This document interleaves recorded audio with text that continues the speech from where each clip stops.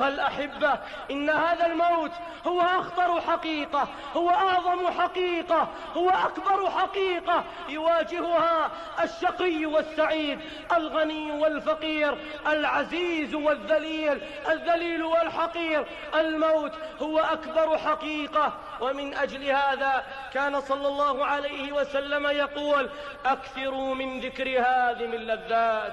ألا وإني كنت نهيتكم عن زيارة القبور فزوروها فإنها تذكركم الآخرة. أيها الأحبة، أسوق هذه الأحداث متفرقة مختلفة، وكلها تختلف من حيث الخاتمة وتختلف من حيث النهاية، لكنها في مؤدى واحد وهو الخاتمة. أي خاتمة نواجهها؟ أي نهاية نفضي إليها؟ وأي عمر يمتد بنا؟ وأي شباب نتقلب فيه حتى ننتقل منه إلى الشيخوخة ثم نتوب بعد ذلك؟ هل ضمنا هذه الحياة وهل ضمنا هذه الأعمار؟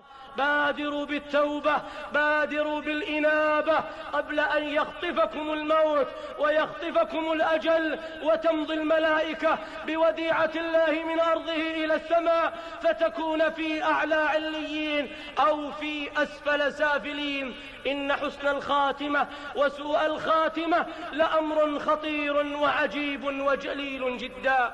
جاء صحابي إلى النبي صلى الله عليه وسلم، وكان ذلك قبل أن يسلم.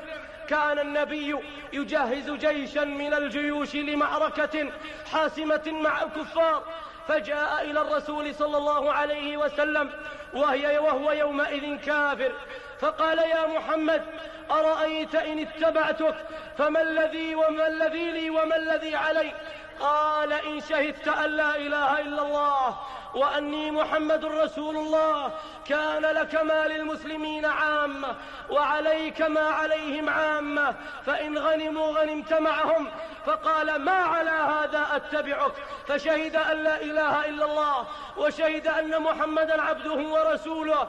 ثم قال له النبي صلى الله عليه وسلم: إن غنموا فأنت معهم في الغنيمة، وإن مت فلك الجنة من الله جل وعلا. فقال ذلك الصحابي: والله ما على هذا اتبعتك، أي ما اتبعتك لأجل الغنيمة، وإنما اتبعتك على أن أغزو معك فأرمى بسهم من ها هنا، وأشار إلى نحره، ويخرج السهم من ها هنا، وأشار إلى قفاه، ثم دخل المعركة وقاتل وأبلى بلاء حسنا، فجيء به إلى رسول الله صلى الله عليه وسلم.